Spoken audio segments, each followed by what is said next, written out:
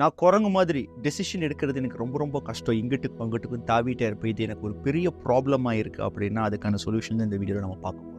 ஒரு average adult ஒரு நாளைக்கு 35,000 டெசிஷன்ஸ் எடுப்பான். ரொம்ப பெரிய ப்ராப்ளம் இந்த இடத்துல நமக்கு அரைஸ் ஆகும். That is decision ஃபெட்டிக். அதாவது அதிகப்படியான முடிவுகள் எடுக்கும்போது அந்த முடிவுகளுடைய தன்மை அதோட அடர்த்தி கம்மியாயிரும். இதனாலே நம்ம லைஃப்ல ப்ராப்பரான டெசிஷன்ஸ் எடுக்க முடியாம தவிச்சிட்டு இருப்போம். ஸோ இதை எப்படி ஓவர் கம் பண்றது? ஸ்டெப் நம்பர் 1, அதிகப்படியாக நம்ம டெசிஷன்ஸ் எடுக்கிறோம் இல்லையா, அது அப்படியே பாதியா குறைங்க. ஒரு சில விஷயத்துக்கு முடியாது or learn to say no.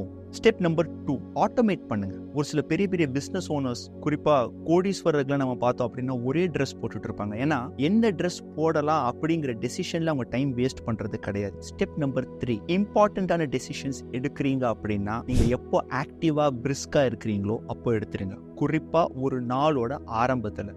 இந்த டைம்ல நீங்க பெரிய டெசிஷன்ஸ் எடுக்கும்போது கிளியாரிட்டியா இருக்கும். அது